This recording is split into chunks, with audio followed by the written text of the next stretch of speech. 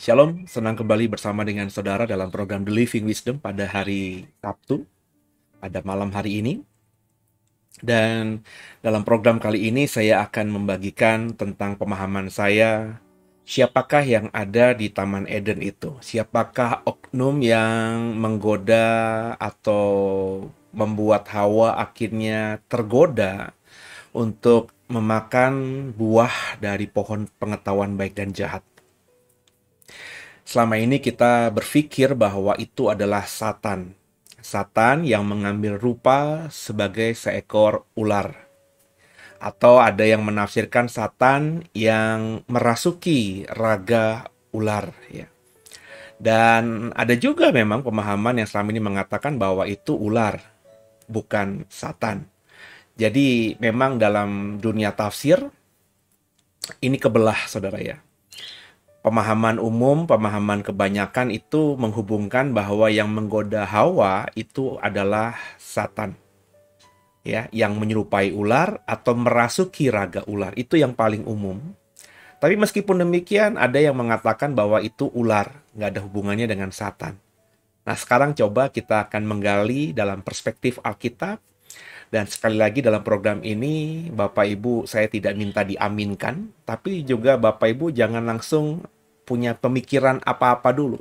Saya selalu mengatakan kalau kita mau menggali Alkitab, kita mau menarik keluar makna Alkitab itu, biarlah kita datang menghadap atau membaca Alkitab dengan rendah hati, dan memohon pertolongan Roh Kudus untuk membuka makna terdalam dari ayat itu sehingga kita membacanya dengan objektif ya, dengan jelas, tentu dengan hikmat, marifat, logika yang kita miliki. Karena bagi saya Alkitab itu pasti bisa dijelaskan dengan baik. Kalaupun ada beberapa kisah di Alkitab belum bisa kita jelaskan, ya kita harus merendahkan hati, artinya kita belum sampai ilmunya ke sana. Ya, nanti tunggu waktu dengan kita semakin intim dengan Tuhan, pasti akan Tuhan terangi sehingga yang tadinya kita tidak mengerti, tidak kita pahami, akhirnya akan kita pahami juga.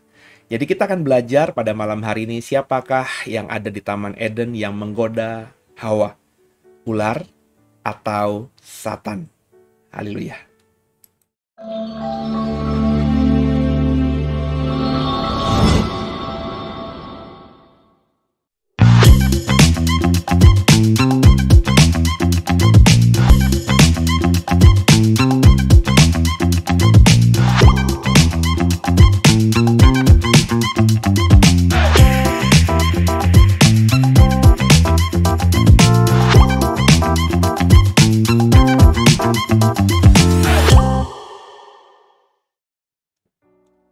Ya, kita akan coba melihat secara kronologis, saudara ya. Ada proses penciptaan di Taman Eden, sesuatu yang kadangkala kita abaikan ini. Karena kita terlanjur berpikir bahwa setelah Sabat pertama, Tuhan tidak lagi mencipta apapun itu. Ya, padahal kalau mau jujur ya ayatnya tidak terlalu kuat. Memang proses penciptaan itu 6 hari dan hari ketujuh Tuhan beristirahat. Ya, beristirahat dari semua yang diciptakannya ya. Tapi itu bukan berarti bisa melandasi bahwa berikutnya Tuhan tidak menciptakan apapun lagi.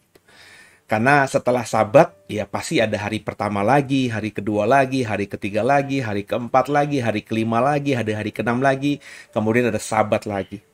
Apakah setelah Sabat pertama itu Tuhan diam dan tidak ngapa-ngapain lagi? Kayaknya dengan kita memahami Tuhan yang maha kuasa, Tuhan yang maha pencipta, Tuhan yang maha segalanya, kayaknya naif kalau kita mengatakan bahwa setelah hari Sabat pertama itu Tuhan nggak ngapa-ngapain lagi.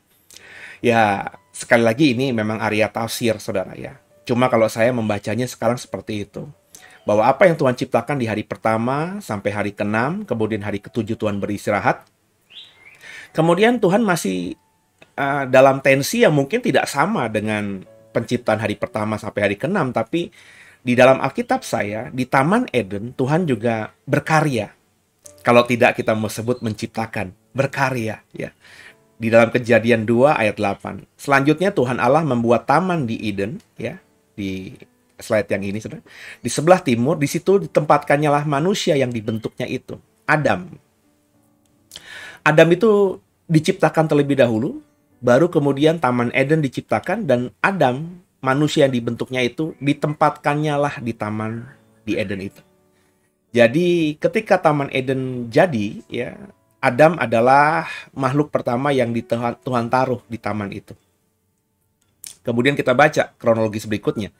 Kejadian 2 ayat 9, setelah peristiwa Kejadian 2 ayat 8 ini. Lalu Tuhan Allah menumbuhkan berbagai-bagai pohon dari bumi yang menarik dan yang baik untuk dimakan buahnya, dan pohon kehidupan di tengah-tengah taman itu serta pohon pengetahuan tentang yang baik dan yang jahat. Tumbuhan di sini.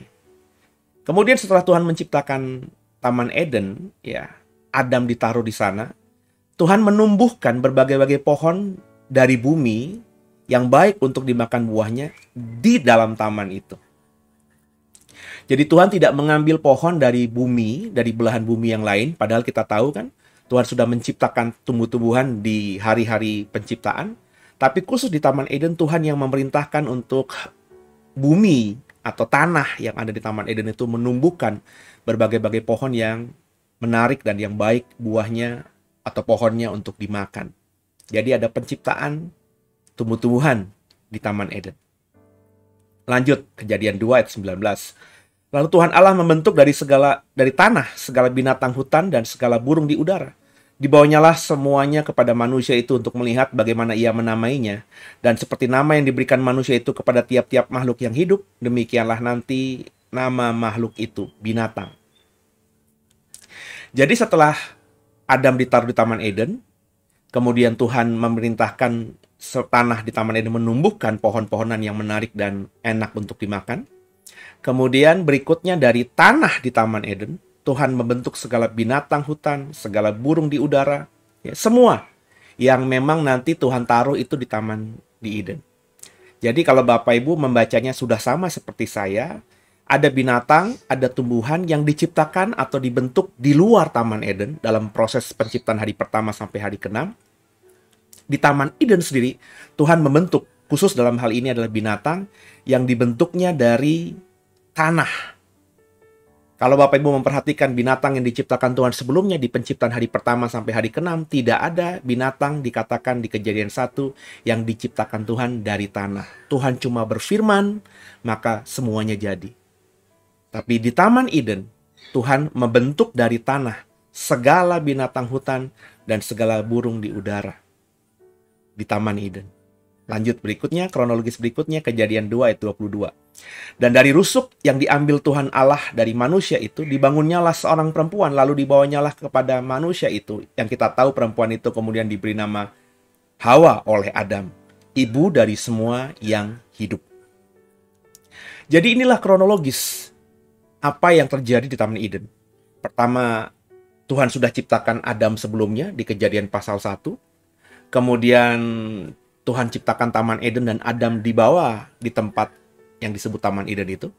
Setelah Adam di dalam, Tuhan menumbuhkan semua pohon-pohonan yang menarik dan yang baik untuk dimakan. Kemudian Tuhan membentuk dari tanah semua binatang di Taman Eden itu. Dan kemudian setelah manusia itu tidak melihat ada yang sepadan, Tuhan buat tidur si Adam. Kemudian satu dari tulang rusuknya diambil, kemudian dari situ dibangunlah Hawa. Dibentuklah Hawa. Jadi inilah proses yang terjadi, bahasa saya, penciptaan di Taman Eden. Saudara boleh sepakat apa tidak sepakat dengan saya, tapi itu pemahaman saya berdasarkan kalau saya membaca Kejadian 1 dengan Kejadian 2 itu adalah dua peristiwa yang berbeda. Kalau saudara menganggapnya sama, silahkan. Saya menganggapnya berbeda. Nah, fakta Alkitab ular di Taman Eden. Ya. Jadi kita sudah belajar tadi, setelah Adam ada di Taman Eden, Tuhan membentuk dari tanah semua binatang hutan dan burung-burung. Jadi kalau ular ada di dalam Taman Eden, berarti ular dibentuk dari tanah itu. Coba kita lihat ayat-ayatnya. Ular dibentuk Tuhan di Taman Eden. Lalu Tuhan Allah membentuk dari tanah segala binatang hutan dan segala burung di udara. Dibawanyalah semuanya kepada manusia itu untuk melihat bagaimana ia menamainya, dan seperti nama yang diberikan manusia itu kepada tiap-tiap makhluk yang hidup, demikianlah nanti nama makhluk itu. Kalau kita sekarang ini berbahasa Indonesia, dan binatang ini kita namakan ular, maka yang menamakan itu ular adalah Adam. tentu Adam ketika pertama kali memberikan nama ular ini bukan dengan bahasa Indonesia. Kita sampai sekarang kesulitan untuk menemukan bahasa Adam itu apa. Ya, karena Alkitab kita tidak mengatakan apa-apa. Tapi kalau Bapak Ibu misalnya mendalami agama Yahudi, mendalami Midrash, ya, itu rabai-rabai Yahudi mengatakan bahwa bahasa Adam itu ya adalah bahasa Ibrani kuno, ya, bahasa Ibrani. Ya, benar apa tidaknya kita tidak tahu, Saudara. Itu hanya penafsiran karena berdasarkan bukan dari literatur yang ada di Alkitab, tapi di luar Alkitab atau tafsiran para rabai-rabai ini tentang bahasa Adam itu apa. Sudah saya jelaskan tentang Taman di Eden. Bapak Ibu bisa lihat dalam program Living Wisdom sebelumnya. Jadi kalau Bapak Ibu perhatikan nanti, semua yang dalam Living Wisdom ini punya kesamaan, ya, punya garis merah, ya. Jadi satu video dengan video yang lainnya itu saling kait-mengkaitkan. Saya mengatakan bahwa Taman Eden, taman dalam bahasa aslinya Gan itu, bahasa Ibrani Gan itu berarti bukan cuma taman tapi juga bisa berarti kandang. Cuma LAI, Lembaga Alkitab Indonesia, tidak menerjemahkan kemudian Tuhan membangun kandang di Eden.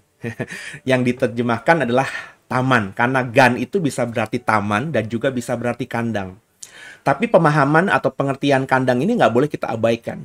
Jadi akhirnya kalau Bapak Ibu ikuti video saya sebelumnya di Living in Wisdom, saya mengatakan bahwa di Taman Eden itu tertutup memang. Makanya Tuhan tidak mengambil sesuatu yang di luar Taman Eden untuk dimasukkan di Taman Eden kecuali Adam. Tumbuh-tumbuhan Tuhan tumbuhkan dari tanah di Taman di Eden itu. Binatang bahkan Tuhan bentuk dari tanah di tanah yang ada di Taman di Eden itu. Berarti unsur di luar Taman Eden tidak ada kecuali Adam. Bahkan Hawa pun itu dibentuk di dalam Taman di Eden. Nangkep ya Bapak Ibu ya. Yang saya mau katakan berarti memang binatang-binatang yang nantinya ada di Taman Eden, dalam hal ini kita sedang ngebahas ular, ini bukan binatang yang Tuhan ciptakan atau Tuhan bentuk di luar Taman di Eden. Mungkin di luar Taman Eden ketika Tuhan menciptakan binatang-binatang hutan itu, ular sudah ada di situ. Tapi ular yang ada di dalam Taman di Eden itu adalah ular atau binatang yang dibangun atau yang dibentuk dari tanah yang ada di Taman di Eden. Ya, kalau saya memahami memang ular itu ya dibentuk, diciptakan Tuhan di Taman Eden, bukan di luar Taman Eden. Di luar Taman Eden Tuhan menciptakan banyak binatang lain, dan mereka semua dibentuk Tuhan bukan dari tanah, tapi kun fayakun. Tuhan berfirman, maka semuanya jadi. Nah, ular dibentuk Tuhan di Taman di Eden. Ini berdasarkan ayat yang saya sudah bagikan kepada saudara. Saudara bisa perhatikan lagi, bisa lihat terjemahan lainnya. Ular dibentuk Tuhan dari tanah, dengan ayat yang sama tadi. Ya, yang saya bold dengan warna merah. Lalu Tuhan Allah membentuk dari tanah segala binatang hutan. Dengan fakta ular ada di Taman di Eden, berarti semua binatang termasuk ular di Taman di Eden itu dibentuk Tuhan dari tanah. Jadi binatang-binatang yang di Taman di Eden itu memang ada effort khusus dari Tuhan. Bukan cuma berfirman, tapi Tuhan bentuk sendiri dengan tangannya mungkin, kalau Tuhan punya tangan. Tapi dibentuk dari tanah. Haleluya. Nah, sekarang kita mau fokus pada ular, serpent dalam bahasa Inggrisnya, nakhas dalam bahasa Ibraninya. Kejadian 3 ayat 1-6, terjemahan baru, demikian firman Tuhan. Adapun ular dikatakan, ialah yang paling cerdik dari segala binatang di darat yang dijadikan oleh Tuhan Allah. Ada informasi bahwa ular adalah yang paling cerdik dari segala binatang di darat yang dijadikan oleh Tuhan Allah. Tentu dalam konteks yang sudah saya bagikan tadi, dari segala binatang di darat yang Tuhan ciptakan khusus ya, di Taman Eden, dan juga dibandingkan dengan binatang yang diciptakan Tuhan untuk hidup di darat yang di luar Taman Eden. Dari semua binatang, dari segala binatang yang di darat, yang hidup di darat, ular dikatakan terjemahan LAI sebagai yang paling cerdik. Kata cerdik di sini menggunakan kata dasar Ibrani arum. Arum ini, saudara, itu ternyata banyak kali ditemukan di dalam terjemahan, ditemukan banyak sekali di dalam Perjanjian Lama. Dan dalam Perjanjian Lama, ya, kata arum ini, saudara, ada beberapa terjemahan Indonesia yang tidak sama.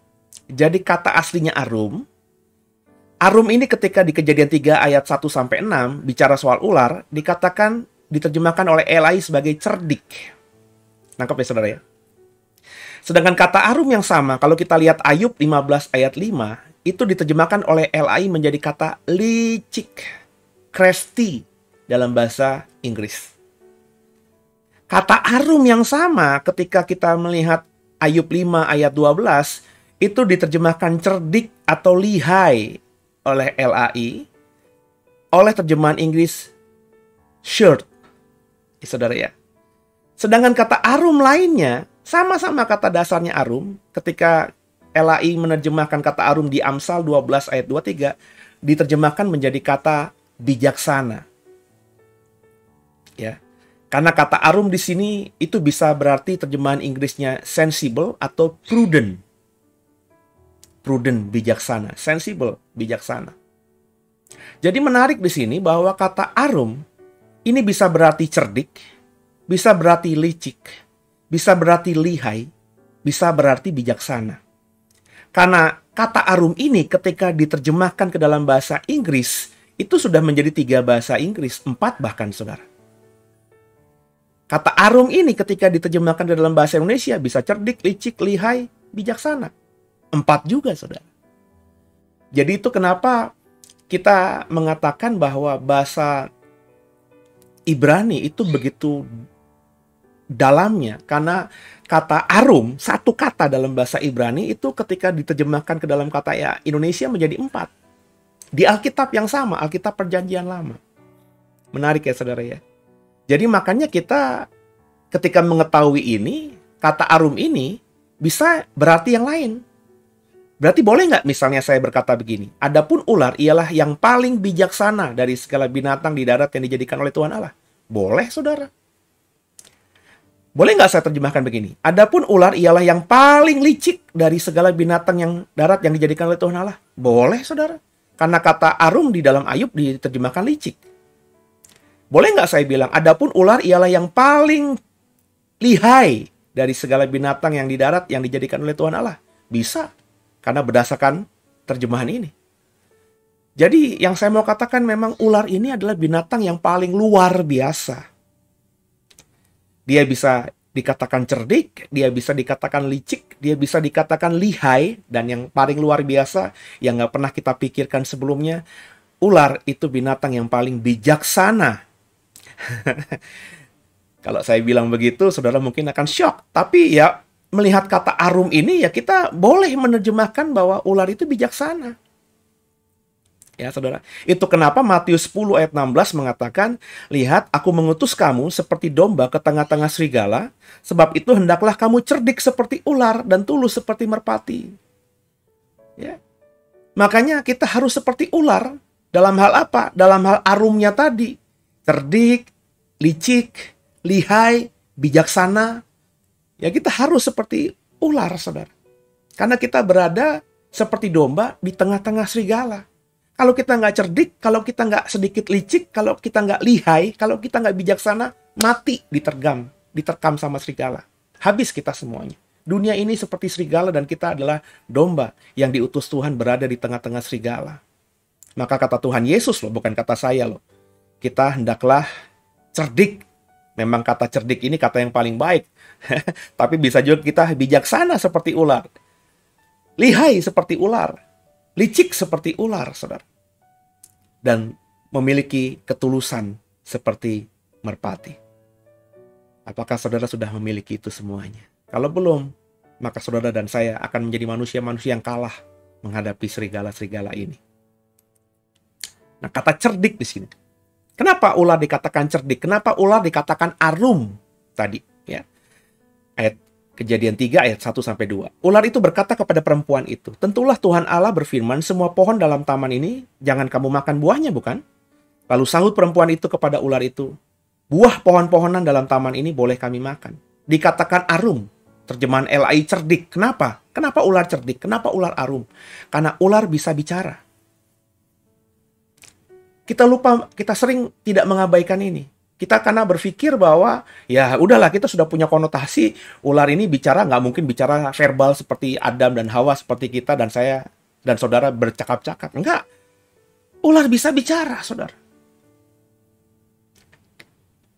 Sesuatu yang sederhana di Alkitab kita abaikan karena kita mungkin sudah punya konsep bahwa yang bicara kepada Hawa ini bukan ular, bukan si binatang, tapi Satan. Jadi akhirnya kata sederhana bahwa ular ini bisa bicara, akhirnya kita abaikan karena di konotasi kita yang bicara itu bukan si binatangnya tapi satannya. Tapi Alkitab saya mengatakan yang bicara kepada Hawa adalah ular. Nggak ada Satan di situ, nggak ada kata Satan di situ, saudara. Berarti ular bisa berkomunikasi dengan manusia dan juga Tuhan. Kalau Bapak Ibu nanti baca ayat-ayat berikutnya, Tuhan juga bicara, bertanya kepada ular. Benar ya? Dan kalau kita melihat ayat-ayat berikutnya, bukan cuma ular bisa bicara, tapi ular bisa berkomunikasi karena ada tektok. Ada percakapan antara dia dengan Hawa, ada percakapan antara dia dengan Tuhan. Ada tektok dua arah. Jadi bukan cuma bicara, tapi bisa berkomunikasi. Bayi bisa bicara, saudara. Itu bayi. Tapi kita nggak ngerti. Tapi ketika dia sudah dewasa, sudah bisa berkata-kata dengan baik, pendengaran sudah jelas, dia mulai mengerti. Akhirnya, "Mah, aku makan, lapar." Dia bisa ngomong, kita ngerti. "Iya nak, sebentar, mama siapin ya." Selesai, komunikasi terjalin. Tapi waktu bayi bisa bicara. Tapi kita nggak bisa berkomunikasi dengannya karena belum nyambung. Nah, ular bukan cuma bisa bicara. Kalau bicara semua binatang lain mungkin bisa bicara. Kuda, benar ya? Harimau, gitu ya. Tapi nggak bisa berkomunikasi dengan kita. Kita nggak ngerti itu maksudnya apa. Tapi ular bukan cuma bisa bicara, tapi ular juga bisa berkomunikasi dengan manusia dan juga dengan Tuhan. Dikatakan cerdik, arum, kenapa? Karena ular bisa memutarbalikkan fakta nantinya. Dia berkata kan, bukankah Tuhan berfirman di ayat ini tadi, semua pohon di taman ini jangan kamu makan buahnya, bukan? Padahal kan Tuhan bilang semua pohon di sini boleh kamu makan buahnya. Tapi jangan makan yang dari pohon pengetahuan itu. Diputarbalikkan fakta. Itu kenapa dia disebut arum. Bukan cuma cerdik kata arum itu, tapi juga licik. Lihai. Bijaksana. Bapak Ibu paham sekarang ya? Ini ular ketika diciptakan tuh makhluk binatang yang paling luar biasa. Dibandingkan semua binatang yang Tuhan ciptakan untuk hidup di darat. Perhatikan ini. Ini sering kita tidak perhatikan, sering kita abaikan. Padahal ular jelas Alkitab katakan dengan telanjang. Makanya kalau kita sudah punya konsep, buang dulu nih. Supaya Alkitab yang kita baca, ini kan ayat sudah sering kita baca. Tapi kita skip aja gitu. Kita tahu ular berbicara kepada Hawa, tapi kita nggak pernah pikirkan benar-benar bisa berkomunikasi, ngomong seperti kalau Bapak Ibu ketemu sama saya. Kemarin saya pergi sama anak ke sebuah mall, lagi makan, tiba-tiba ada orang yang berkata, "Pak Suseno ya?" Saya nengok langsung. Ternyata jemaat dari gereja lama ketika saya dulu menjadi pengkhotbah di sana, jadi pendeta di sana. Ya. Kami bisa berkomunikasi. Ular dan Hawa juga seperti itu, bisa berkomunikasi. Sesuatu yang nggak bisa kita lihat hari ini. Kita nggak pernah lihat ada binatang manapun termasuk ular bisa ngomong, bisa berkomunikasi dengan manusia. Sehingga karena kita punya konsep sekarang ini, kita mengabaikan fakta Alkitab yang mengatakan ular bisa berkomunikasi dengan Hawa, bahkan dengan Tuhan. Sehingga akhirnya kita taruhkan bahwa yang bicara dengan manusia dan Tuhan itu bukan si ularnya, tapi Satan. Padahal Alkitab katakan itu benar-benar ular.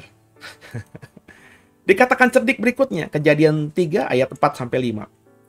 Tapi ular itu berkata kepada perempuan itu, "Sekali-kali kamu tidak akan mati, tapi Allah mengetahui bahwa pada waktu kamu memakannya, matamu akan terbuka dan kamu akan menjadi seperti Allah, tahu tentang yang baik dan yang jahat." Yang saya mau katakan kepada saudara di sini, dikatakan arum, dikatakan cerdik, karena ular itu bisa tahu hal-hal yang tersembunyi. Dikatakan di ayat tadi, kamu nggak akan mati. Faktanya memang tidak mati langsung. Padahal Tuhan berkata, pada hari kamu memakannya, kamu akan mati. Faktanya tidak mati. Ular tahu itu. Dan ular juga mengetahui, kalau kamu makan, justru kamu akan mengetahui. Matamu akan terbuka, kamu akan mengetahui dengan jelas mana yang baik dan jahat. Kamu akan bisa seperti Allah. Dan itu faktanya. Ketika Hawa dan Adam makan buah pengetahuan baik dan jahat itu, mereka tahu baik dan yang jahat. Dengan paling pertama buktinya, mereka tahu bahwa mereka telanjang dan telanjang itu nggak baik. Mereka menutup auratnya dengan pohon ara, dengan daun pohon ara. Dan kemudian Tuhan membuat pakaian dari kulit binatang kepada dua manusia ini. Jadi dari sini kita mengetahui kenapa Alkitab mengatakan ular itu arum, ular itu cerdik.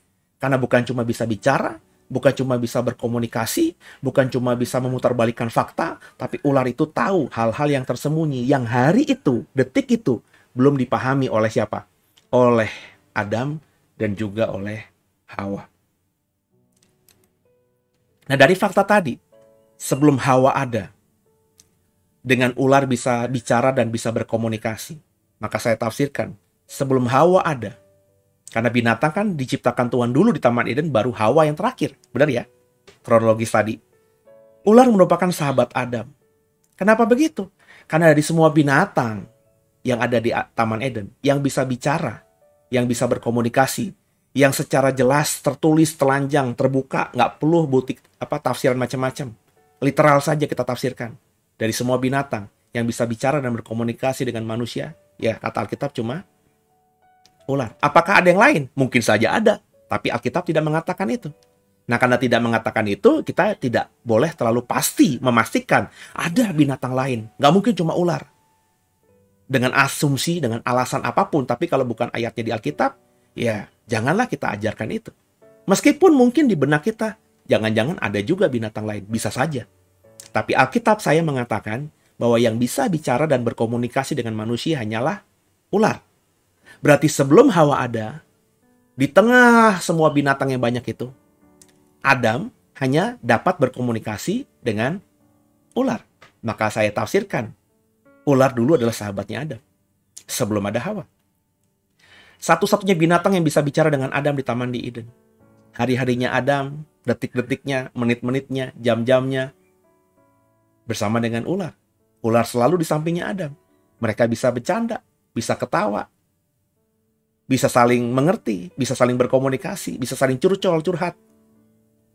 Ular bisa berbicara, berkomunikasi dengan Adam. Artinya di mana ada Adam, saya pastikan ular ada di situ. Di mana ada ular, Adam juga ada di situ.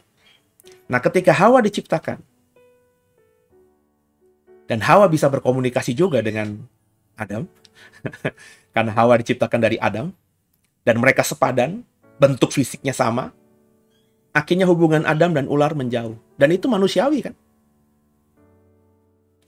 Tadinya Adam dan ular, bentuk fisik yang berbeda, satu manusia, satu binatang, tapi karena bisa bicara dan berkomunikasi, ya mereka kemana-mana beriringan. Tapi ketika akhirnya Tuhan membentuk dari tulang rusuknya Adam Hawa, dan Hawa itu dan Adam mirip, beda cuma gender laki-laki dan perempuan saja, dan mereka juga bisa bicara dan berkomunikasi, otomatis Adam ke depannya lebih dekat dengan Hawa. Dan akhirnya hubungan yang tadinya dengan ular akrab itu sedikit demi sedikit, lama demi kelamaan menjauh, dengan Adam semakin melekat pada Hawa. Kira-kira apa yang terjadi kalau kita punya sahabat, terus sahabat kita akhirnya bersahabat dengan orang lain? Hubungan yang tadinya dekat dengan kita pasti akan semakin lama semakin menjauh. Ular akhirnya iri hati melihat hubungan Adam dan Hawa. Cemburu. Karena dia menjadi sosok yang sendiri. Dia mau ngomong sama siapa? Dia mau bicara sama siapa? Dia mau berkomunikasi dengan siapa? Wong selama ini di Taman di Eden yang bisa diajak bicara dan berkomunikasi hanya Adam. Sekarang Adam sudah punya Hawa. Ini kan sebenarnya penafsiran yang sederhana aja, saudara. Cuma nggak pernah kita pikirkan. Saya juga dulu nggak pernah memikirkan ini. Kenapa? Karena kita sudah punya konsep bahwa yang menggoda Hawa, mencobai Hawa adalah Satan, bukan ular. Nah, sekarang kalau Bapak Ibu saya paparkan begini, Bapak Ibu bisa mendebatkah? Alkitab yang mengatakan kok. Saya menafsirkan, tapi berdasarkan apa yang ada di Alkitab. Ular merasa Hawa saingan. Makanya yang coba disesatkan oleh ular adalah Hawa, bukannya Adam. Makanya ketika mulai iri hati, mulai sakit hati, mulai cemburu, Hawa yang menjadi objek untuk disesatkan oleh ular. Karena ular merasa yang menjadi saingannya bukannya Adam, tapi Hawa. Dia cemburu kepada Adam karena ada Hawa. Dia nggak sukanya sama Hawa. Karena Hawa lah yang merebut sahabatnya ini. Maka yang dicoba disesatkan adalah Hawa. Ini memang penafsiran saya, saudara. Dari fakta tadi, niat ular itu ketika Hawa disesatkan dan Hawa akhirnya makan buah itu, atau bagian dari pohon pengetahuan baik dan jahat itu, Hawa nanti dihukum sama Tuhan. Kalau di pikirannya, karena dia cerdik kan, karena dia bijaksana kan, karena dia lihai kan, karena dia licik kan, dia pasti punya pemikiran begitu. Wah, kalau Hawa aku sesatkan, Tuhan pasti marah nanti. Tuhan akan hukum Hawa. Kalau Hawa dihukum, aku bisa kembali dekat dengan sahabatku yang lama namanya Adam. Nah, yang tidak diduga oleh ular, Hawa memberikan buah itu juga kepada Adam. Sehingga yang tadinya ular ingin membuat Hawa berdosa dan menentang Tuhan, dia nggak pikirkan si Hawa itu ngajak-ngajak Adam untuk sama-sama menikmati buah itu. Dan akhirnya Adam juga berdosa.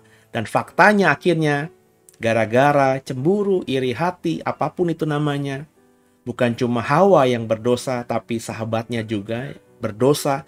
Dan dia juga berdosa karena memprovokasi Hawa dan sahabatnya untuk makan buah pengetahuan baik dan jahat.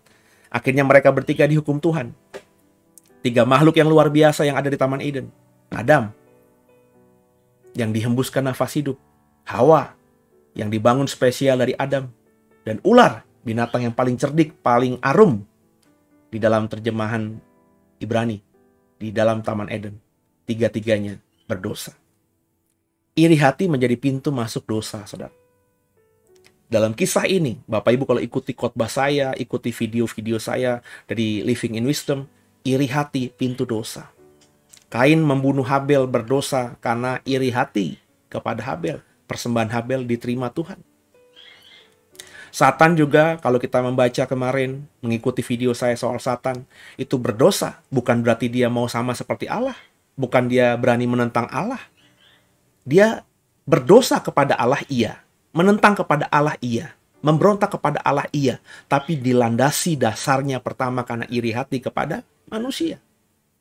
Iri hati karena Tuhan memperlakukan manusia lebih spesial dibandingkan dengan makhluk rohani, makhluk surgawi lainnya.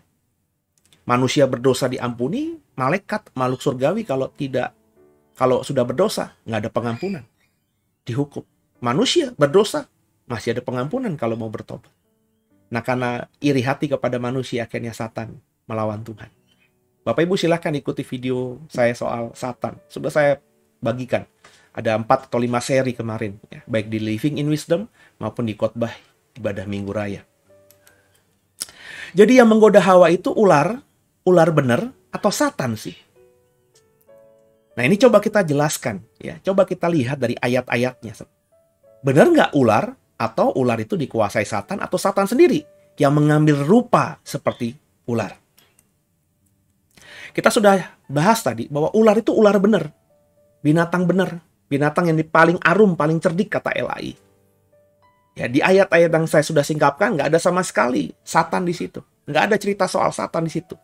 Memang itu inisiasi ular yang memang cemburu kepada Hawa. Ya. Karena sahabatnya Adam lebih dekat dengan Hawa sekarang dibandingkan dengan dirinya. Bapak Ibu sudah nangkep ya? Nah, sekarang untuk membedakan dengan lebih jelas, siapa sebenarnya yang menggoda Hawa? Ular atau Satan yang mengambil rupa ular atau menjadi mempengaruhi ular atau merasuki ular? Coba kita lihat hukuman yang ditimpakan Tuhan kepada ular. Supaya kita tahu bahwa yang dihukum Tuhan itu ular beneran atau Satan yang menjadi ular. Ya. Hukumannya ada di Kejadian 3 ayat 14. Lalu berfirman Tuhan Allah kepada ular itu, karena engkau berbuat demikian, terkutuklah engkau di antara segala binatang ternak, di antara segala ternak dan di antara segala binatang hutan. Dengan perutmu lah engkau akan menjalar, debu tanahlah akan kau makan seumur hidupmu. Perhatikan baik-baik kalimat yang saya bold dengan warna ungu dan merah ini. Terkutuklah engkau di antara segala ternak dan di antara segala binatang hutan. Tadinya binatang paling arum, dalam bahasa Ibrani, paling cerdik, paling lihai, paling licik, paling bijaksana dari semua binatang yang ada di darat.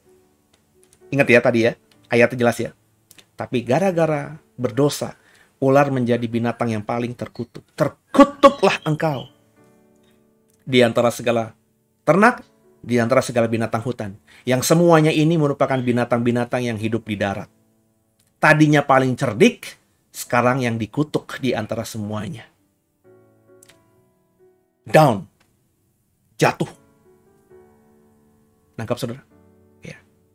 Tadinya paling hebat, bisa bicara, bisa berkomunikasi, paling cerdik. Sekarang yang dikutuk. Binatang lain nggak ada yang dikutuk sama Tuhan. Cuma ular. Berarti ular binatang yang paling hina sekarang ini. Di antara semua binatang yang ada di darat. Tadinya binatang yang paling spesial, paling hebat dari semua binatang yang ada di darat. Tapi karena berdosa, drop, jatuh dia. Masih di ayat yang sama. Lalu berfirmanlah Tuhan Allah kepada ular itu, karena engkau berbuat demikian, terkutuklah engkau di antara segala binatang ternak dan di antara segala binatang hutan. Dengan perutmu lah engkau akan menjalar. Yang saya perhatikan, yang saya kasih bold merah ini. Dengan perutmu lah engkau akan menjalar. Bukan sebuah hukuman jika sebelumnya ular sudah menjalar. Dengan perutmu lah engkau akan menjalar, berarti sebelumnya ular tidak menjalar dengan perutnya. Besar kemungkinan ular dulunya punya kaki. Sebab kalau ular sudah seperti ular yang sekarang ketika Tuhan ciptakan menjalar dengan perut, terus dihukum Tuhan dengan perutlah engkau akan menjalar. Lah itu bukan hukuman, emang udah segitu, emang udah begitu, emang sudah sewajarnya. Dengan dihukum berjalan dengan perut, menjalar dengan perut, berarti sebelumnya ular punya kaki, atau mungkin bisa berdiri, atau mungkin bisa berjalan seperti layaknya manusia. Saya pernah mendengarkan ada seorang rabai Yahudi yang mengatakan bahwa ular itu ya berjalan seperti manusia. Jadi kalau manusia seperti ini ya ular bisa begini, makanya bisa berkomunikasi tanpa gangguan. Kemanapun Adam pergi, ular yang bisa bicara dan berkomunikasi dengannya selalu bisa berdampingan. Adam lihat ke sini, ular juga bisa saling memandang matanya. Dulu katanya begitu. Pas berdosa, dihukum menjalar. Ular sekarang ada di bawah. Nggak bisa bertatapan dengan manusia. Dengan menjalar dengan perut, ular tidak dalam posisi menyerang. Dulu dengan sejajar dengan Adam, dia bisa menyerang kalau dia mau. Tapi dengan sekarang ada di bawah menjalar dengan perut, ular nggak bisa menyerang manusia, nggak bisa menyerang Adam, nggak bisa menyerang Hawa berikutnya. Karena dia lebih rendah, menjalar dengan perut di tanah. Ya, ini bagi saya sederhana saja. Sebab kalau memang sudah dari awalnya diciptakan menjalar dengan perut, terus dihukum menjalar dengan perut, ya itu bukan hukuman lah. Ya, itu cuma dagelan aja, Sri Mulatan aja. Dan saya percaya Tuhan ketika menghukum ular, ya benar-benar menghukum ular. Ada yang mengatakan bahwa iblis dibalik ular. Coba kita perhatikan ayat lagi, ayat yang sama tadi. Lalu berfirmanlah Tuhan Allah kepada ular itu. Karena engkau berbuat demikian, terkutuklah engkau di antara segala ternak dan di antara segala binatang hutan. Dengan perutmu lah engkau akan menjalar, sudah kita bahas tadi. Dan debu tanah lah akan kau makan seumur hidupmu. Bapak Ibu, saya sudah pernah bilang, saya buat buku soal Lucifer. Dan di dalamnya saya bilang, ayat tafsiran saya, debu tanah lah akan kau makan seumur hidupmu. Saya mengatakan bahwa di buku itu, di buku Lucifer saya yang saya buat 2013 lalu, nggak ada ular itu makan debu. Ular itu sampai sekarang yang saya tahu ya makannya tikus, ya serangga, atau binatang-binatang lain. Ya, bahkan ular piton yang besar itu bisa makan memangsa manusia atau memangsa misalnya kambing, ya anak sapi, sehingga perutnya menggelembung besar. Ular hari ini nggak makan debu. Maka saya menafsirkan 2013 lalu. Bahkan sebelumnya, sebelum saya buat buku itu, saya sudah ngomong itu berkali-kali di mimbar, di tempat dimanapun saya dipercaya Tuhan berdiri menafsirkan ini. Bahwa debu di situ bicara mengenai manusia. Karena manusia lah diciptakan dari debu. Maka ular itu, ketika dihukum Tuhan makan debu tanah, yang dihukum Tuhan bukan ularnya. Karena ular nggak pernah makan debu tanah. Tapi yang dihukum Tuhan adalah iblis yang menunggangi ular. Jadi manusialah yang akan menjadi makanannya si Satan, kalau Satan mau hidup. Makanya saudara, saya dulu berkata bahwa yang di Taman Eden itu adalah Satan yang menyerupai atau mengambil raga ular. Ularlah yang dirasuki oleh Satan. Maka ketika dihukum Tuhan, baik ularnya dihukum dengan apa? Menjadi terkutuk, tadinya cerdik. menjala dengan perut, tadinya berdiri dengan kakinya. Dan Satan juga dihukum. Karena mulai saat itu Satan makan manusia. Tapi itu tafsiran saya dulu. Ya. Jadi dulu saya lewat ayat ini menafsirkan bahwa di balik ular ada iblis, karena memang iblis tujuan hidupnya ingin memangsa sebanyak mungkin manusia. Itu dulu. Tapi kembali saudara, ayat yang sudah saya baca berkali-kali, tapi karena saya sudah punya konsep bahwa di Taman Eden itu Satan yang merasuki ular, sehingga akhirnya saya mengabaikan ayat-ayat yang ada di kitab Kejadian lainnya. Ayat apa itu, Pak? Perhatikan lagi. Tapi pemahaman ini mestinya gugur. Ayat yang sudah kita baca tadi. Lalu Tuhan Allah membentuk dari tanah segala binatang hutan dan segala burung di udara, dibawanyalah semuanya kepada manusia untuk melihat bagaimana ia menamainya. Dan seperti nama yang diberikan manusia itu kepada tiap-tiap makhluk yang hidup, demikian nanti nama makhluk itu. Perhatikan baik-baik di Taman Eden. Semua binatang yang di Taman di Eden, Tuhan bentuk dari tanah. Bahasa Ibraninya ha-adamah. Ha-adam. Ini ayat sudah saya tahu, saudara. Cuma karena saya sudah punya konsep bahwa Satan merasuki ular, dan akhirnya Satan dihukum dengan makan manusia, karena manusia itu dibuat dari debu. Itu yang saya ajarkan. Saya lupa, saya membaca tapi saya tidak ngeh bahwa di Taman Eden bukan cuma manusia yang dibuat dari tanah. Bahkan mungkin Bapak Ibu sekarang ini baru ngeh juga bahwa ternyata binatang yang Tuhan ciptakan di Taman di Eden itu dibentuk juga dari tanah, dari debu. Ternyata yang diciptakan dari tanah, ha-adamah, bukan cuma Adam, tapi semua binatang yang diciptakan Tuhan di Taman Eden. Berarti ketika ular dihukum makan debu tanah, yaitu memang ular sebenarnya. Bukan cuma ular yang dirasuki Satan. Kenapa demikian, saudara? Karena memang semua binatang yang ada di Taman Eden, ya dibuat dari tanah. Jadi ketika ular dihukum Tuhan makan debu tanah, itu maksudnya ya ular akan memangsa binatang-binatang yang memang dibuat dari tanah, tapi yang berada di permukaan tanah. Sebab kalau kita baca referensinya Kejadian 2 ayat 19, burung juga dibuat dari tanah. Tapi ular nggak mungkin bisa makan burung, karena burung itu terbang. Burung itu bersangkar di pohon-pohon yang tinggi. Kalau burungnya unggasnya itu ayam, bisa. Karena ayam itu dibuat dari tanah, dan juga ayam ada di atas tanah. Jadi ular ketika makan ayam, maka ada debu nggak di dalam ayam itu? Iya. Itulah maksudnya, saudara, secara harafiah. Jadi debu tanahlah akan kau makan seumur hidupmu itu berarti ular hanya bisa memangsa yang ada di bawah. Ini karena ular sudah direndahkan, tadinya cerdik sekarang terkutuk. Tadinya berdiri terus sekarang menjala dengan perut. Maka otomatis logikanya yang bisa dimakannya kalau dia mau bertahan hidup, dia hanya bisa makan semua binatang yang dibuat dari debu tanah yang memang menginjakkan kakinya di tanah. Tikus, makanan ular. Tikus ketika dimangsa ular, apakah tidak ada debu? Karena tikus ya ada di tanah, hidupnya di dasar tanah, ya debu semuanya badannya.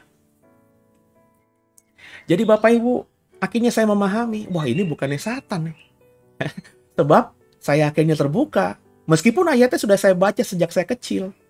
Cuma karena sudah punya konsep tadi, saya tidak ngeh bahwa selain manusia, ada juga binatang yang Tuhan bentuk dari tanah.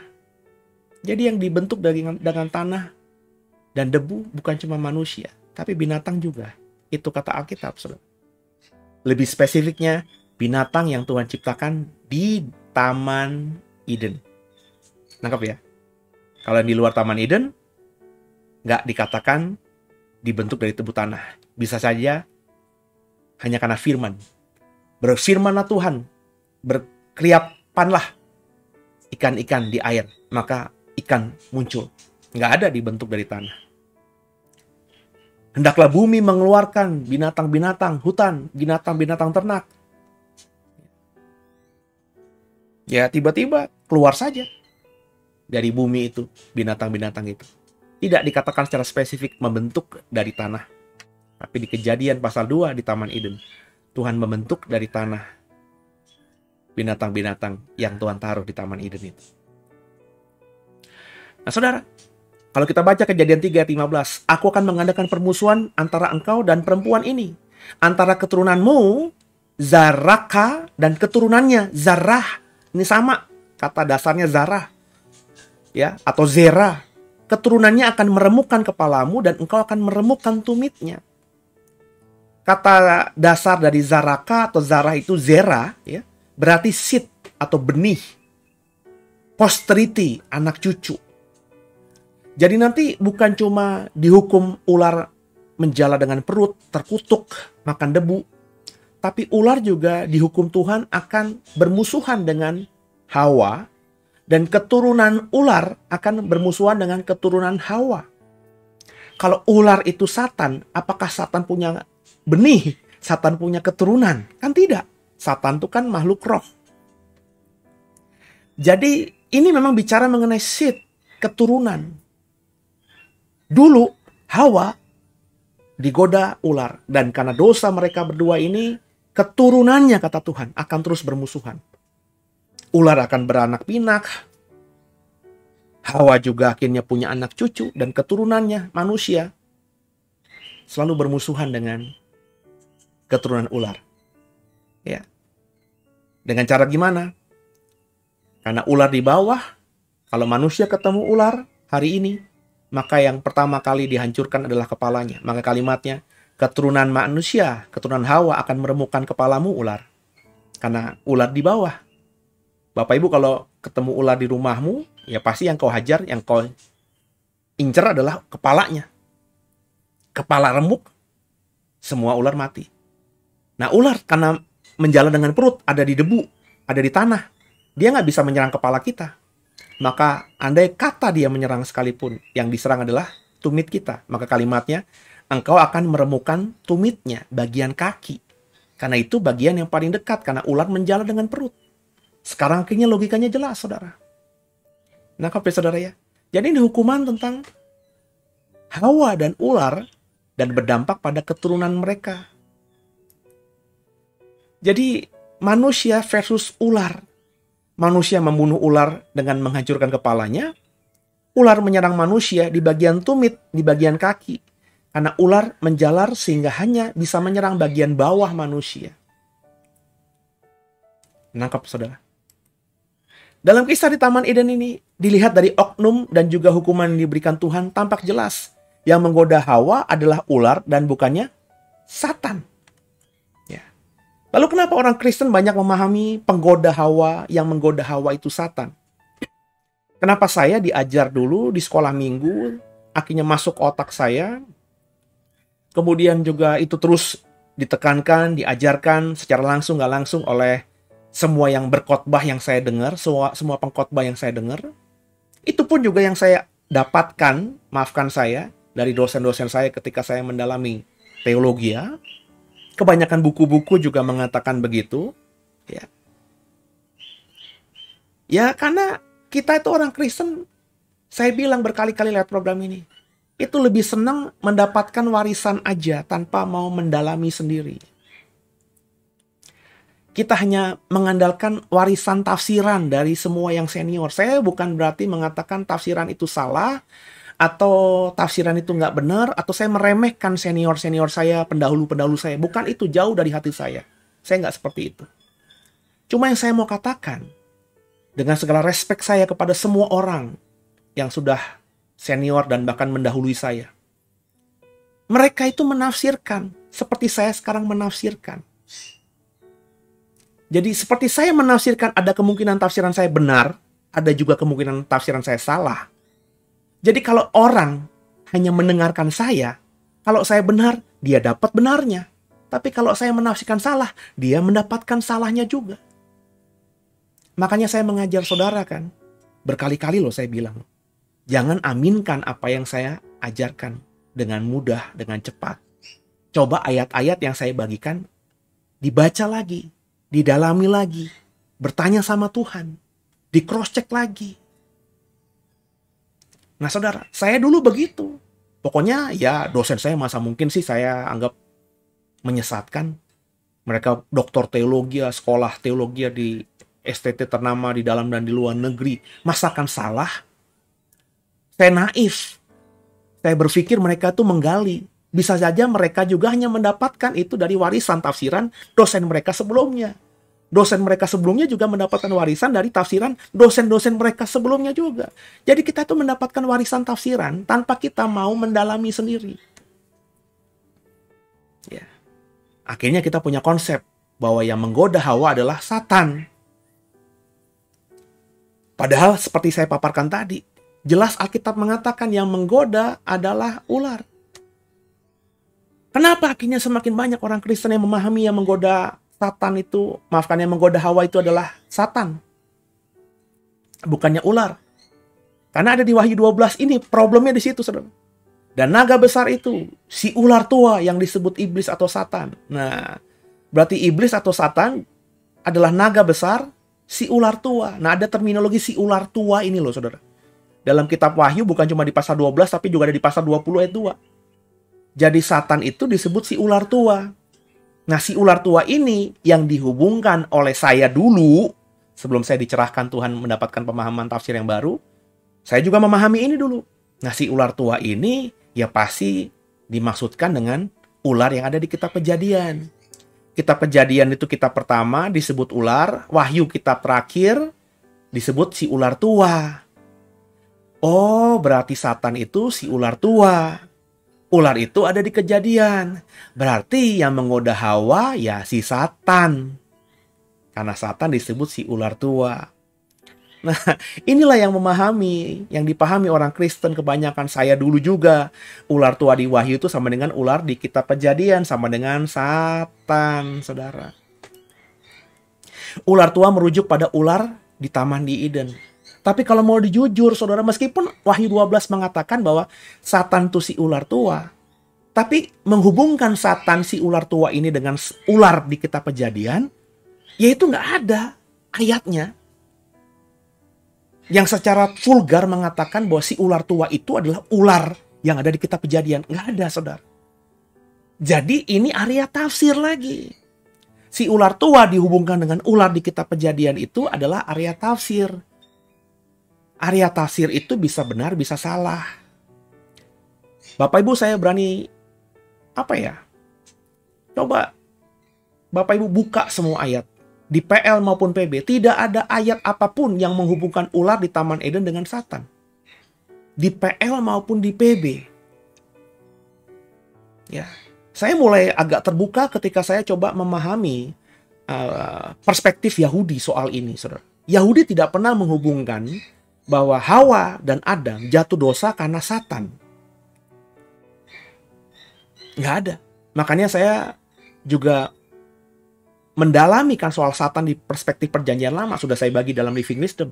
Saya mengatakan di Perjanjian Lama, di kitab atau Alkitabnya orang Yahudi, di Perjanjian Lama Alkitab kita, itu Satan nggak ada negatifnya. Satan positif semuanya. Dia jaksa. Ya. Dia baru berdosa kalau Bapak Ibu sudah mengikuti kapan Satan itu memberontak kepada Tuhan di Wahyu 12 jelas. Ketika dia tahu bahwa Allah mau menjadi manusia, menebus manusia lewat diri Yesus. Maka pemberontakan terjadi di Wahyu 12 ketika Yesus berinkarnasi. Dia mau menerkam anaknya itu. Dengan apa? Herodes mau membunuh bayi di bawah 3 tahun. Dia mau mengagalkan misi Yesus dalam pencobaan di padang gurun. Itulah pemberontakan Satan. Berarti kalau kita memahami, Bapak Ibu memahami seperti saya memahami, di Perjanjian Lama belum ada pemberontakan Satan. Satan memang musuh kita. Dia menjadi musuh kita, orang percaya. Musuhnya Tuhan. Kapan? Ketika Yesus menjadi manusia. Sebelumnya, dia bukan Satan seperti yang kita bayangkan. Dia Satan, salah satu penghuni surga, yang tugas pekerjaannya posisinya sebagai jaksa di dalam pengadilan Tuhan. Coba kita perhatikan lagi, ya. Bapak, Ibu, dan saya tuh sering menghubungkan ular dengan Satan. Kalau kita kemasukan ular di rumah kita, waduh, kita kemasukan Satan, kita harus berdoa. Selalu begitu perspektif orang Kristen. Padahal ada ayat begini, Yohanes 3:14. Dan sama seperti Musa meninggikan ular di padang gurun, demikian juga anak manusia harus ditinggikan. Ular ditinggikan di padang gurun, disandingkan dengan Yesus ditinggikan juga. Jadi maksud saya, tidak bisa ular dikonotasikan dengan Satan. Bapak Ibu fail, Bapak Ibu salah, dan Bapak Ibu akan terjebak dengan tadi kelihayan Satan ya dalam memutarbalikkan fakta, kelihayan ular dalam memutarbalikkan fakta tadi. Ya. Sehingga akhirnya sekarang ini Bapak Ibu berkata bahwa ular itu Satan. Dikit-dikit ular Satan. Nggak boleh ada gambar ular di rumah kita. Nggak boleh ada ukiran ular di rumah kita. Kalau ada ular masuk di rumah kita, maka kita harus bikin ibadah. Karena Satan baru masuk rumah kita. Kita membunuh ular, kita berkata kita membunuh Satan gitu. Padahal dalam terminologi di Alkitab ini, ular ditinggikan di padang gurun seperti Kristus ditinggikan di atas kayu salib. Jadi nggak bisa ular itu langsung dikonotasikan menjadi Satan.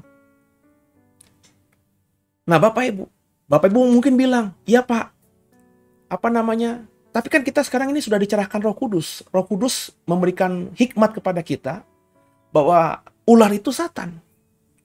Bapak Ibu, Roh Kudus kok klaim mengatakan pada dirimu bahwa ular itu Satan? Saya balik bertanya, apakah rasul-rasul tidak punya Roh Kudus? Tentu punya. Apakah Rasul Paulus tidak memahami Satan itu musuhnya? Dia sudah memahami. Dia berkata, Satan, utusan Satan, si iblis itu ada dalam diriku, menguasai diriku, ada duri dalam dagingku. So, Paulus sangat menyadari bahwa yang membuat dirinya sakit itu gara-gara utusan si iblis, utusan si Satan. Satan itu musuhnya Paulus. Paulus tahu banget siapa musuhnya Satan. Musuh orang percaya Satan itu dalam surat-suratnya berkali-kali dia mengingatkan agar kita berjaga-jaga dari musuh kita ini. Tapi Paulus gak pernah menghubungkan Satan dengan kitab Kejadian, saudara. Terutama peristiwa di Taman Eden. Perhatikan 2 Korintus 11 ayat 3. Tapi aku takut kalau pikiran kamu disesatkan dari kesetiaan kamu yang sejati kepada Kristus. Sama seperti Hawa diperdaya oleh ular itu dengan kelicikannya. Kalau Paulus memahami ular itu adalah Satan, Satan itu adalah ular, Satan merasuki raga ular sehingga ular yang memperdaya Hawa, maka tentunya di ayat ini Paulus yang memahami ular itu Satan, Satan itu ular, tentu akan mengatakan seperti Hawa diperdaya oleh Satan. Kalau mau vulgar. Atau seperti Hawa diperdaya oleh ular yang dipakai Satan itu dengan kelicikannya. Tapi tidak. Semua terjemahan Inggris, semua bahasa asli, bahasa Yunaninya mengatakan bahwa Paulus mengatakan Hawa diperdaya oleh ular. Nggak ada Satan di situ. Artinya apa? Artinya Paulus pun memahami bahwa yang menggoda Hawa, yang memperdaya Hawa bukan Satan tapi ular. Paulus sudah memahami bahwa musuh dia dan semua saudaranya yang Kristen saat itu adalah Satan. Tapi dia tidak pernah memaksakan Satan yang adalah musuhnya itu untuk ditaruh di Taman Eden. Sehingga dia berkata kemudian bahwa manusia berdosa gara-gara Satan. Enggak. Paulus mengatakan Hawa diperdaya, Hawa digoda, Hawa berdosa gara-gara ular. Bukan Satan. Di Taman Eden, Tuhan itu kita tafsirkan literal. Ya Tuhan berjalan-jalan di Taman Eden di hari sejuk. Pohon pengetahuan kita tafsirkan literal. Yaitu buah, ada pohonnya. Adam dan Hawa kita tafsirkan literal. Adam itu manusia yang diciptakan Tuhan di Kejadian 1. Kemudian di Kejadian 2 dihembuskan nafas hidup. Hawa itu manusia yang diciptakan dari rusuknya Adam. Kita tafsirkan literal. Kok ujuk-ujuk Tuhan kau tafsirkan literal. Pohon pengetahuan kau tafsirkan literal. Adam dan Hawa kau tafsirkan literal. Tapi kok ular kau tafsirkan bukan literal. Tapi analogi atau metafora. Atau bukan literal. Kan aneh, saudara. Jadi kalau kita mau menafsirkan satu teks dalam satu konteks, ya kita harus konsisten. Kalau ini kita tafsirkan analogi, perumpamaan. metafora. Kalau literal, ya literal, saudara. Jadi soal ular di Taman Eden, yang dikatakan Alkitab itu ular benar. Yang dihukum Tuhan itu ular benar. Penjelasannya sudah saya paparkan di slide-slide sebelumnya. Tidak ada ayat di dalam Alkitab yang secara tajam menjelaskan bahwa ular bukan ular, melainkan Satan. Jadi jelas tidak ada Satan di Taman Eden. Tapi meskipun bukan Satan yang merasuki raga ular, tapi saya menafsirkan ular itu memiliki sifat Satan, sifat iblis. Tapi bisa saja ular memiliki sifat iblis. Kenapa saya mengatakan begitu? Apa saya dolak-dalik? Enggak gitu, saudara. Sebab memang penggunaan katanya dalam bahasa asli itu berbeda. Jadi bukan ho diabolos, bukan si iblis, bukan Satan yang menjadi ular, tetapi diabolos. Bukan si iblis, tapi iblis. Iblis atau diabolos ini sebagai sebuah sifat. Jadi ular ini memiliki sifat iblis, bukan si iblis yang menjadi ular, tapi ular memiliki sifat iblis. Bukan ho diabolos yang menjadi ular, tapi diabolos ini sebagai sifat yang dimiliki ular. Ular yang disebut arum tadi disebut licik. Mungkin licik ini salah satu sifat dari iblis. Sebuah sifat yang disebut sebagai diabolos atau iblis, saudara.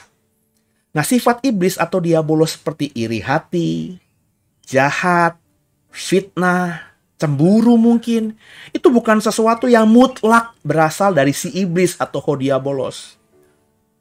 Jadi iblis dan si iblis, diabolos dan ho diabolos, itu dua hal yang mestinya harus kita pisahkan berbeda, saudara. Si iblis, ho diabolos itu oknumnya. Sedangkan diabolos atau iblis itu sifatnya. Jadi iblis atau sifat iri hati, jahat, fitnah, diabolos ini bisa saja berasal dari diri sendiri. Seperti ular memiliki sifat itu, manusia pun bisa memiliki sifat itu. Itu kenapa saya bilang kita kadang-kadang jahat gitu. Manusia itu kalau berdosa punya iri hati, punya cemburu, punya akar pahit, punya sakit hati, selalu menyalahkan si iblisnya. Yang seolah-olah itu yang dia masukkan dalam diri kita. Padahal kalau Bapak Ibu membaca Alkitab benar dengan jelas, sifat iblis itu bisa ada dalam diri kita. Iri hati itu ada dalam diri kita. Dan dalam program ini ditafsirkan, ular di Taman Eden itu punya iri hati, niat jahat terhadap manusia. Yang saya mau katakan sebagai penutup, Satan tidak terbukti ada di Taman Eden. Menurut tafsiran saya. Kalau saudara punya penafsiran bahwa Satan ada di Taman Eden, Satan itu adalah ular, ular itu adalah Satan, silakan. Kalau kita memang memutuskan berbeda penafsiran. Tapi kalau saudara punya penafsiran Satan adalah ular, ular adalah Satan, coba berikan kepada saya ayat-ayat yang menjelaskan dengan tajam seperti itu. Tentunya selain ayat-ayat yang sudah saya paparkan tadi. Sebab kalau kau menggunakan ayat-ayat yang sudah saya paparkan tadi, mestinya kau sudah tahu saya membacanya seperti slide yang sudah saya bagikan. Kalau dari ayat-ayat tadi kau membacanya berbeda, ya silahkan. Tapi mestinya kalau kau berbeda, kau punya ayat-ayat pendukung. Seperti saya punya ayat-ayat pendukung yang mengatakan dengan yakin hari ini bahwa yang ada di Taman Eden, yang menggoda Hawa, yang merecoki Hawa, yang berusaha untuk membuat Hawa berdosa, itu bukannya Satan, tapi ular. Semoga program ini jadi berkat, dan akhirnya ke depan kita, paling tidak dengan kebenaran ini, bisa menjaga hati kita. Karena jangan-jangan ke depan, hati kita ini ada sifat iblis yang belum kita bereskan. Semoga dipahami. Haleluya.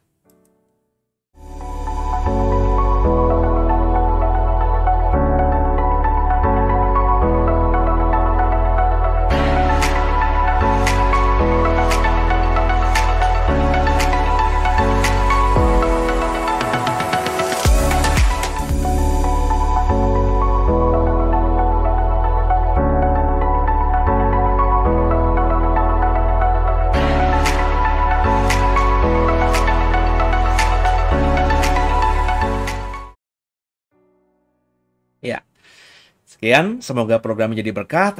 Bapak Ibu, saya undang besok Minggu setelah kau mungkin ibadah di gerejamu, mengikuti ibadah online gerejamu atau datang ke ibadah di gerejamu. Kalau ada waktu kosong, bisa ikuti ibadah kami di The Way, di channel YouTube ini.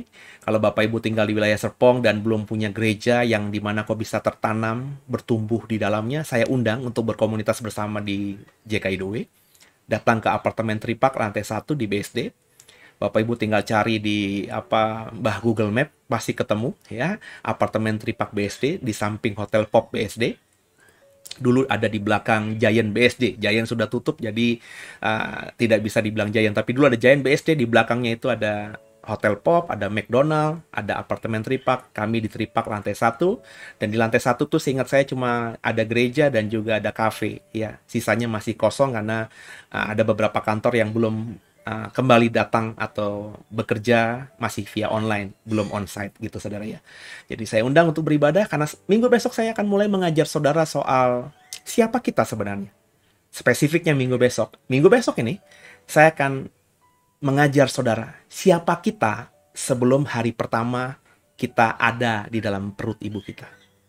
Apakah kita sudah ada atau kita belum ada? Kalau belum ada, ya selesai. Kalau sudah ada, di mana kita? Bagaimana kita? Siapa kita? Jadi saya akan dalam sepanjang bulan Mei ini akan coba mengajar siapa kita. Ya, sebenarnya itu. Sehingga Bapak Ibu kalau tahu siapa diri kita sebenarnya, semoga ke depannya Bapak Ibu bisa menjadi manusia Kristen yang jauh lebih baik lagi.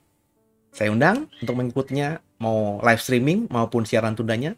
Yang penting kau ikuti supaya kau jadi berkat, diberkati dan jadi berkat nantinya. Dan karena saya berharap setelah saya mengajar, kau dalami lagi, tanya sama Tuhan, kemudian kau mengajar balik kepada orang-orang lain, supaya orang lain juga punya pemahaman iman yang benar. Tuhan Yesus memberkati semuanya. God bless you all.